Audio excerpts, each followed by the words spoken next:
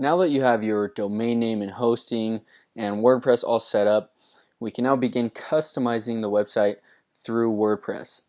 So once you're logged into your dashboard, here on the left you see plugins. Click on that.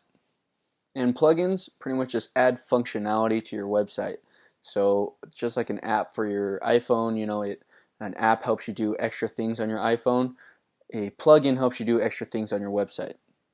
And you'll see if you've signed up through HostGator, you have some plugins that are preloaded. And some of these plugins are preloaded by HostGator, but they're not actually even useful. So, for instance, HostGator WalkMe plugin and Mojo Marketplace are not useful. So I'm just going to deactivate them. So I just checked those two. Come up here, deactivate, hit apply. So now I still have those plugins installed, but they're not active.